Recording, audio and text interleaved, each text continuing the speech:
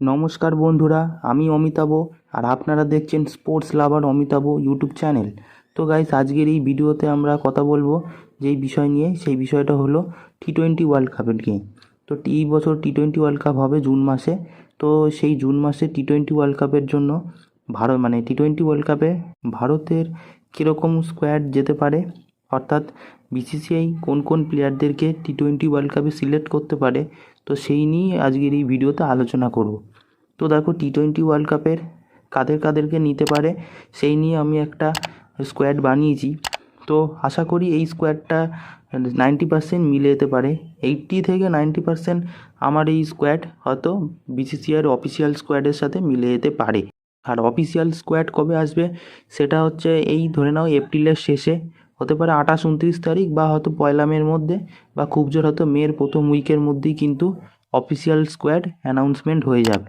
তো এখন দেখে নেব আমরা, আমি আমার মতে কয়েকটা এখন আমি আমার মতো কিছু টি-20 ওয়ার্ল্ড কাপের জন্য ভারতীয় স্কোয়াড সাজিয়েছি।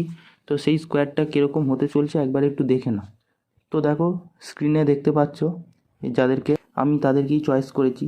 রোহিত তো ক্যাপ্টেন হিসেবে থাকছি। আমি চাইছি রোহিত আর জয়সওয়াল ওপেনিং করুক, তারপর 3-এ আসুক বিরাট কোহলি, 4-এ থাকুক কে এল রাহুল একজন উইকেট কিপার ব্যাটসম্যান হিসেবে, 5-এ থাকুক ওয়ার্ল্ডের নাম্বার 1 টি-20 ব্যাটসম্যান স্কাই সূর্যকুমার যাদব, তারপরে হচ্ছে 6-এ থাকুক রিঙ্কু সিং অবশ্যই টি-20-র জন্য একজন গুরুত্বপূর্ণ ব্যাটসম্যান, রান তোলার জন্য মিডিল অর্ডারে।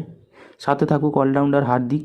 এবার হার্দিককে নিয়ে অনেকে এবার রেগে যায় হার্দিককে দেখলে, কিন্তু যতই দেখো আইপিএলের জায়গায় আর ওয়ার্ল্ড কাপের জায়গায়, ইন্ডিয়ার ক্ষেত্রে এবং ওয়ার্ল্ড কাপের ক্ষেত্রে কিন্তু হার্দিকের অবশ্যই দরকার আছে। আর হার্দিক পান্ডে অবশ্যই একজন গুরুত্বপূর্ণ প্লেয়ার ইন্ডিয়া টিমের জন্য। তাহলে এরপর 8 নম্বরে রাখলাম জাদেজাকে। ইনি একজন অলরাউন্ডার স্পিনার, জাদেজাকে তো টি-20-র জন্য অবশ্যই লাগবে। 9-এ থাকলো বুমরাহ, ফাস্ট বোলিং অপশানে 9 নম্বরে বুমরাহ। 10-এ আর্শদীপকে রাখলাম। আর্শদীপ অবশ্যই একজন ভালো ফাস্ট বোলার টি-20-র জন্য, এবং ডেথ ওভারও ভালো। আর 11-তে রাখলাম চাহালকে। এবার দেখো, চাহালকে রাখবে কি রাখবে না সেটা আমি জানি না। বহু বছর ধরেই দেখছি চাহালের সাথে পলিটিক্স হচ্ছে, চাহালকে বিভিন্ন রকম ওয়ার্ল্ড কাপে নিচ্ছে না, আইপিএলের মতো টি-20-তে ভালো পারফরমেন্স করার পরেও নিচ্ছে না। তো সে জায়গায় কুলদীপকে অবশ্যই নিতে পারে। তো এখন দেখা যাক চাহালকে নেয় না কুলদীপকে নেয়। তো আমি 15টা প্লেয়ারকে তো নিয়ে রেখেছি। চাহালকে নিয়েছি স্পিনে, কুলদীপকেও নিয়ে রেখেছি। এবার এক্সট্রা অলরাউন্ডার অপশান হিসেবে অবশ্যই শিবম দুবেকে নিয়েছি। আমার তো মনে হয় শিবম দুবেকে প্লেয়িং 11-এই রাখা উচিত। বর্তমানে অবশ্যই ভালো ফর্মে আছে এবং চেন্নাইয়েও ভালো হয়ে খেলছে। তো আমি মনে করি টি-20-তে শিবম দুবেকে অবশ্যই নেওয়া উচিত। তারপরে এক্সট্রা ফাস্ট বোলিং অপশান হিসেবে হর্ষল প্যাটেলকেও রেখে দিলাম।